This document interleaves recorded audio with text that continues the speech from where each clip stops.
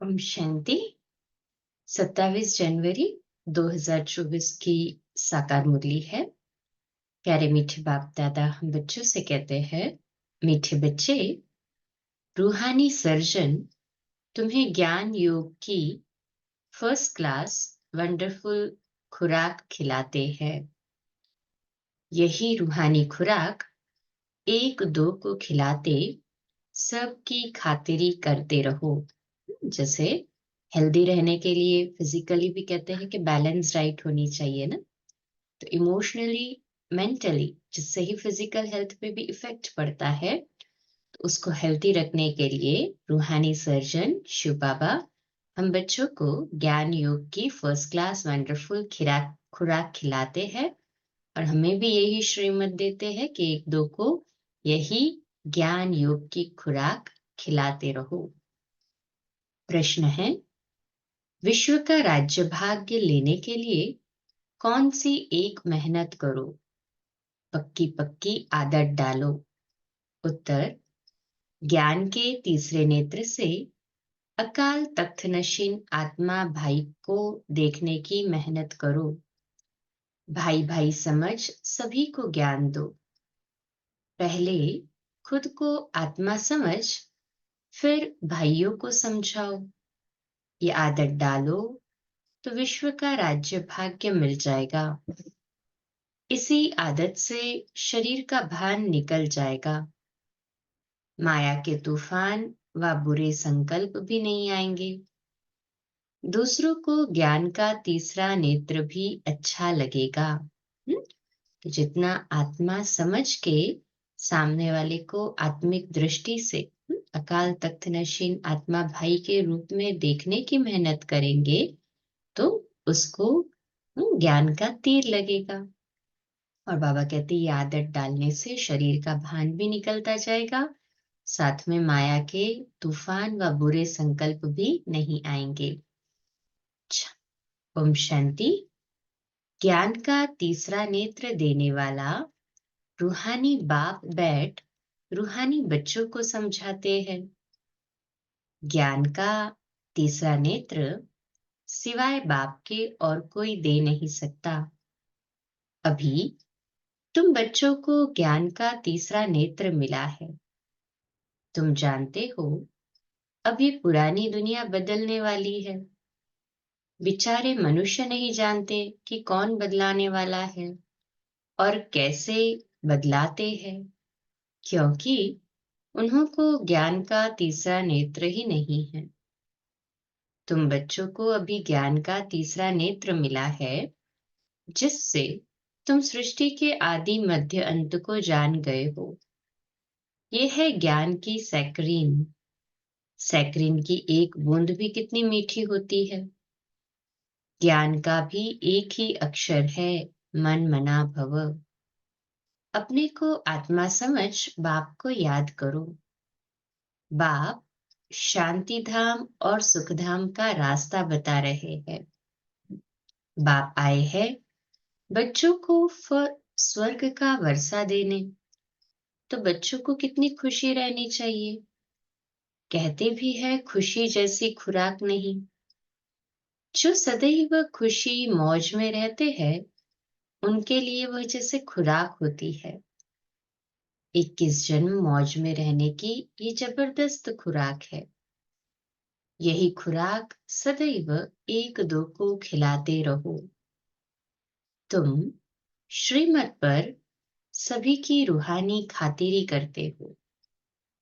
सच्ची खुश खैराफत भी ये है, किसको बाप का परिचय देना। मीठे बच्चे जानते हैं, बेहद के बाप द्वारा हमको जीवन मुक्ति की खुराक मिलती है। सतयुग में भारत जीवन मुक्त था, पावन था। बाप बहुत बड़ी ऊंची खुराक देते हैं, तब तो गायन है, अतीन्द्रिय सुख पूछना हो तो गोप गोपियों से पूछो।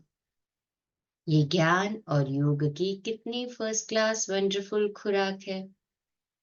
और ये खुराक एक ही रूहानी सर्जन के पास है। और किसको इस खुराक का मालूम ही नहीं है। बाप कहते हैं, मीठे बच्चों, तुम्हारे लिए हथेली पर सौगात ले आया हूं। मुक्ति, जीवन मुक्ति की ये सौगात मेरे पास ही रहती है। कल्प कल्प मैं ही आकर तुमको देता हूं, फिर रावण छीन लेता है। तो अभी तुम बच्चों को कितना खुशी का पारा चढ़ा रहना चाहिए। तुम जानते हो, हमारा एक ही बाप, टीचर और सच्चा सच्चा सतगुरु है, जो हमको साथ ले जाते हैं। मोस्ट बिलवेड बाप से विश्व की बादशाही मिलती है। ये कम बात है क्या? सदैव हर्षित रहना चाहिए। Godly student life is the best. ये अभी का ही गायन है। फिर नई दुनिया में भी तुम सदैव खुशियां मनाते रहेंगे। दुनिया नहीं जानती कि सच्ची सच्ची खुशियां कब मनाई जाएगी। मनुष्य को तो सत्युग का ज्ञान ही नहीं है, तो यहाँ ही मनाते रहते हैं। परंतु इस पुरानी तमोप्रधान दुनिया में खुशी कहाँ से आई? यहाँ तो त्राही त्राही करते रहते हैं। कितना दुख की दुनिया है। बाप तुम बच्चों को कितना सहज रास्ता बताते हैं। गृहस्थ व्यवहार में रहते कमल फूल समान रहो। धंधा धूरी आदि करते भी मुझे याद करते रहो। जैसे आशिक और माशूक होते हैं, वह तो एक दो को याद करते रहते हैं। वह उनका आशिक, वह उनका माशूक होता है। यहाँ ये बात ही नहीं है। यहाँ तो तुम सभी एक माशूक के जन्म जन्मांतर से आशिक हो रहते हो। बाप तुम्हारा आशिक नहीं बनता। तुम उस माशूक को आने लिए याद करते आए हो। जब दुख जास्ती होता है तो जास्ती सुमिरन करते हैं। तब तो गायन भी है, दुख में सुमिरन सब करे, सुख में करे न कोई। इस समय बाप भी सर्वशक्तिवान है। दिन प्रतिदिन माया भी सर्वशक्तिवान तमोप्रधान होती जाती है। इसलिए अब बाप कहते हैं, मीठे बच्चे, देही अभिमानी बनो। अपने को आत्मा समझ मुझ बाप को याद करो और साथ साथ दैवी गुण भी धारण करो, तो तुम ऐसे अर्थात लक्ष्मी नारायण बन जाएंगे। इस पढ़ाई में मुख्य बात है ही याद की। ऊंच से ऊंच बाप को बहुत प्यार स्नेह से याद करना चाहिए। जिससे प्यार होता है, स्नेह होता है, उसको तो याद भी करना नहीं पड़ता, आ जाती है ना। तो इस पढ़ाई में मुख्य बात है ही याद की। बाबा की याद में ही मुरली सुन रहे हैं ना सभी। कहे हाँ जी बाबा। ऊंचते ऊंच बाप को बहुत प्यार स्नेह से याद करना चाहिए। वह बाप ही नई दुनिया स्थापन करने वाला है। बाप कहते हैं, मैं आया हूं तुम बच्चों को विश्व का मालिक बनाने। इसलिए अब मुझे याद करो, तो तुम्हारे अनेक जन्मों के पाप कट जाएं। पतित पावन बाप को ही बुलाते हैं ना। अब बाप आए हैं तो जरूर पावन बनना पड़े। बाप दुख हरता सुख करता है। बरोबर सतयुग में पावन दुनिया थी तो सभी सुखी थे। अब बाप फिर से कहते हैं, बच्चे, शांति धाम और सुख धाम को याद करते रहो। अभी है संगम युग। खिवैया तुमको इस पार से उस पार ले जाते हैं। नैया कोई एक नहीं, सारी दुनिया जैसे एक बड़ा जहाज है, उनको पार ले जाते हैं। तुम मीठे बच्चों को कितनी खुशियां होनी चाहिए। तुम्हारे लिए तो सदैव खुशी ही खुशी है। बेहद का बाप हमको पढ़ा रहे हैं। वाह, ये तो कब न सुना न पढ़ा। भगवान खुद पढ़ा रहे हो, ये न कभी सुना था न पढ़ा था। भगवान वाच मैं तुमको राजयोग सिखाता हूँ। तुम रूहानी बच्चों को राजयोग सिखा रहा हूँ, तो पूरी रीति सीखना चाहिए, धारणा करनी चाहिए, पूरी रीति पढ़ना चाहिए। पढ़ाई में नंबरवार तो सदैव होते ही है। अपने को देखना चाहिए, मैं उत्तम हूँ, मध्यम हूँ व कनिष्ठ हूँ। बाप कहते हैं, अपने को देखो, मैं ऊंच पद पाने के लायक हूँ, रूहानी सर्विस करता हूँ। क्योंकि बाप कहते हैं, बच्चे सर्विसेबल बनो, फॉलो करो। मैं आया ही हूँ सर्विस के लिए, रोज सर्विस करता हूँ, इसलिए ही तो ये रथ लिया है। इनका रथ बीमार पड़ जाता है तो मैं इनमें बैठ मुरली लिखता हूँ। मुख से तो बोल नहीं सकते तो मैं लिख देता हूँ, ताकि बच्चों के लिए मुरली मिस न हो। तो मैं भी सर्विस पर हूँ। ये है रूहानी सर्विस। बाप मीठे मीठे बच्चों को समझाते हैं, बच्चे तुम भी बाप की सर्विस में लग जाओ, ऑन गॉड फादरली सर्विस। सारे विश्व का मालिक बाप ही तुमको विश्व का मालिक बनाने आए हैं। जो अच्छा पुरुषार्थ करते हैं उनको महावीर कहा जाता है। देखा जाता है कौन महावीर है, जो बाबा के डायरेक्शन पर चलते हैं। बाप का फरमान है, अपने को आत्मा समझ भाई भाई देखो, इस शरीर को भूल जाओ। बाबा भी इन शरीरों को नहीं देखते हैं। बाप कहते हैं, मैं आत्माओं को देखता हूँ। बाकी ये तो ज्ञान है कि आत्मा शरीर बिगर बोल नहीं सकती। मैं भी इस शरीर में आया हूँ, लोन लिया हुआ है। शरीर के साथ ही आत्मा पढ़ सकती है। बाबा की बैठक यहाँ है। ये है अकाल तख्त। आत्मा अकाल मूर्त है। आत्मा कब छोटी बड़ी नहीं होती है, शरीर छोटा बड़ा होता है। जो भी आत्माएं हैं उन सभी का तख्त ये भ्रुकुटी का बीच है। शरीर तो सभी के भिन्न भिन्न होते हैं। किसका अकाल तख्त पुरुष का है, किसका अकाल तख्त स्त्री का है, और किसका अकाल तख्त बच्चे का है। बाप बैठ बच्चों को रूहानी ड्रिल सिखलाते हैं। जब कोई से बात करो तो पहले अपने को आत्मा समझो। हम आत्मा फलाने भाई से बात करते हैं। बाप का पैगाम देते हैं कि शिव बाबा को याद करो, याद से ही जंग उतरनी है। सोने में जब अलॉय अर्थात खाद पड़ती है तो सोने की वैल्यू ही कम हो जाती है। तुम आत्माओं में भी जंग पड़ने से वैल्यूलेस हो गए हो। अब फिर पावन बनना है। तुम आत्माओं को अब ज्ञान का तीसरा नेत्र मिला है। उस नेत्र से अपने भाइयों को देखो। भाई भाई को देखने से कर्मेंद्रियां कभी चंचल नहीं होगी। राज्य भाग्य लेना है, विश्व का मालिक बनना है, तो ये मेहनत करो। भाई भाई समझ सभी को ज्ञान दो, तो फिर ये आदत पक्की हो जाएगी। सच्चे सच्चे ब्रदर्स तुम सभी हो। बाप भी ऊपर से आए हैं, तुम भी आए हो। बाप बच्चों सहित सर्विस कर रहे हैं। सर्विस करने की बाप हिम्मत देते हैं। हिम्मत मर्दा तो ये प्रैक्टिस करनी है। मैं आत्मा भाई को पढ़ाता हूँ। आत्मा पढ़ती है ना, इसको स्पिरिचुअल नॉलेज कहा जाता है, जो रूहानी बाप से ही मिलती है।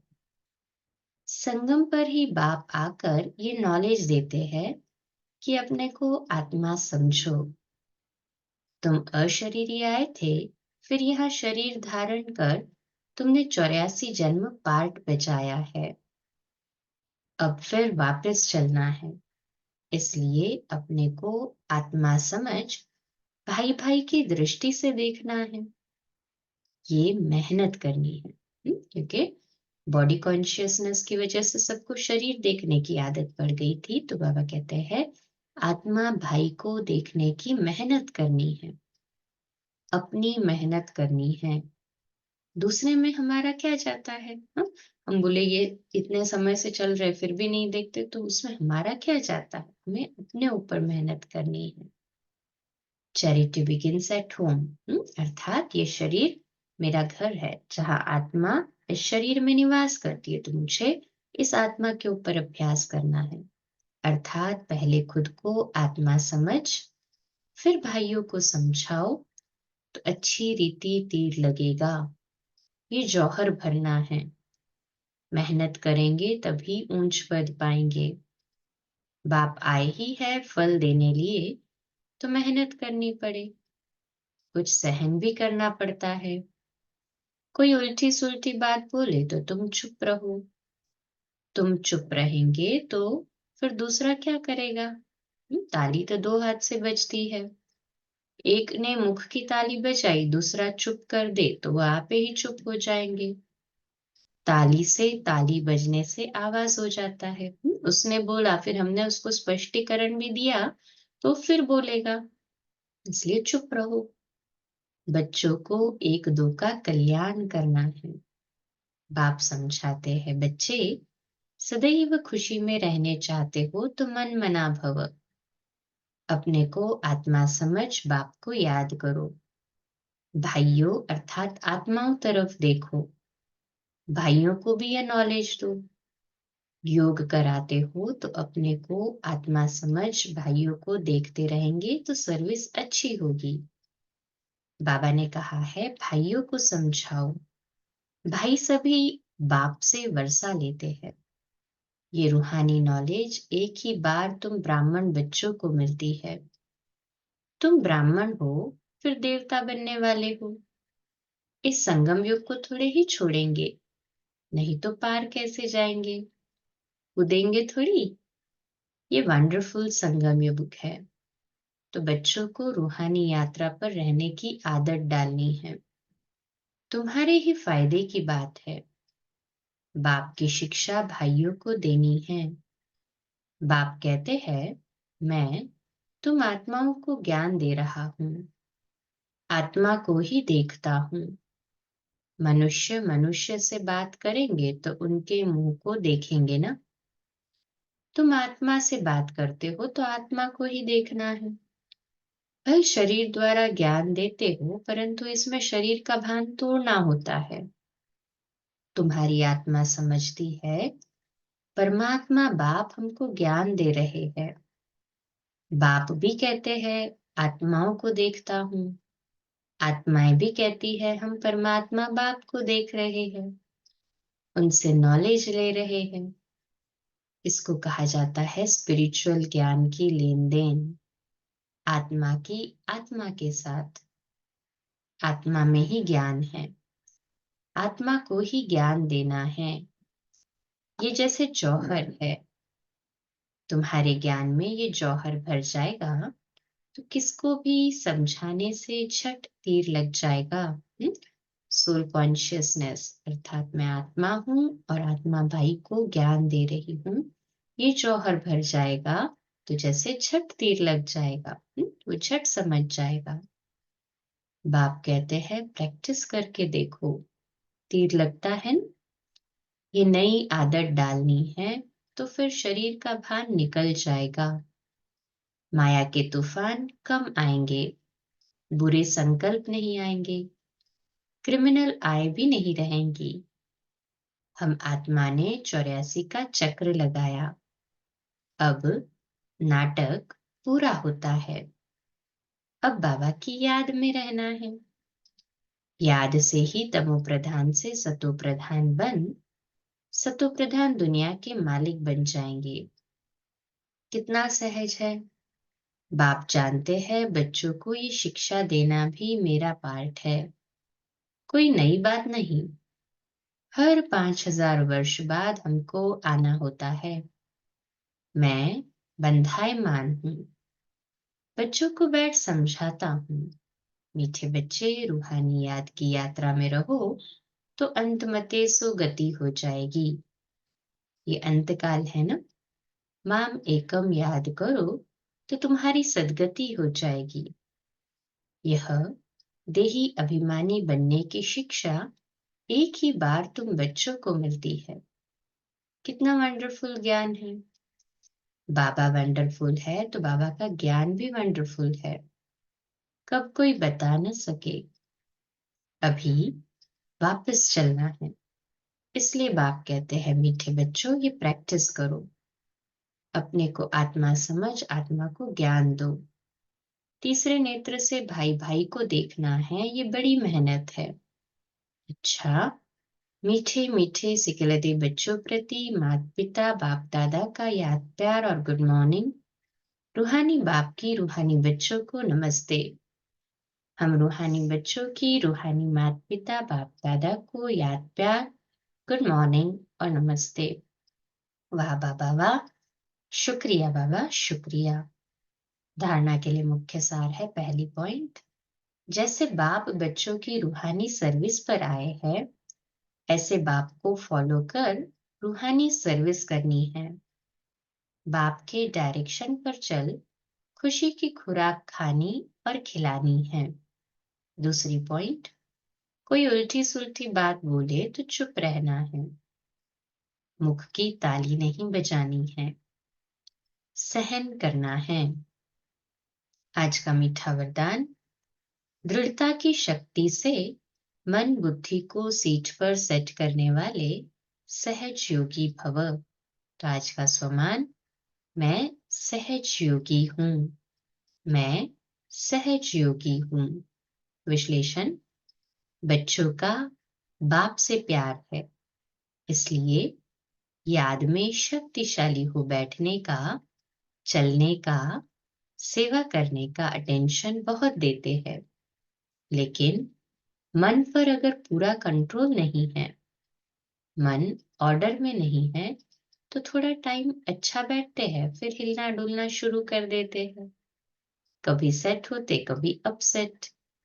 लेकिन एकाग्रता की व दृढ़ता की शक्ति से मन बुद्धि को एकाग्र स्थिति की सीट पर सेट कर दो तो सहज योगी बन जाएंगे।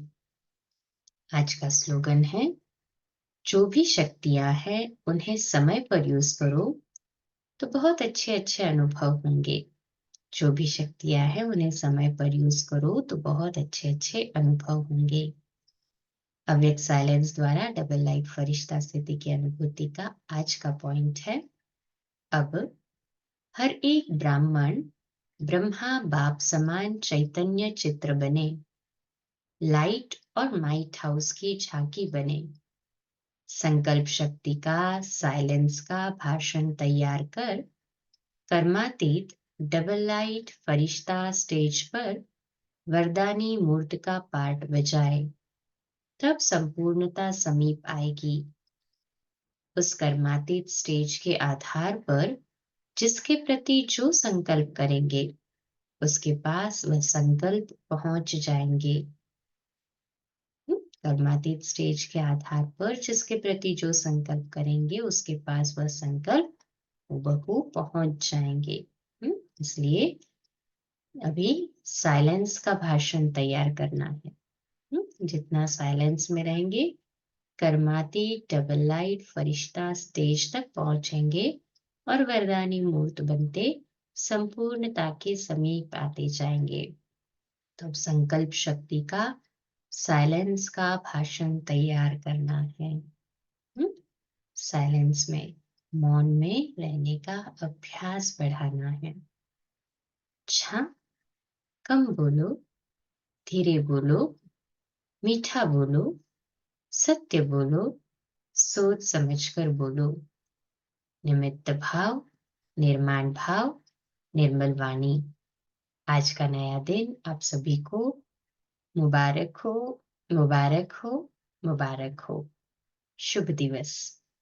आज रात्रि क्लास 8:45 बजे, कल सुबह अमृत वेला मेडिटेशन 3:30 से 4:30 और मुरली क्लास प्रातः 4:45 बजे। ओम शांति, शुभ दिवस।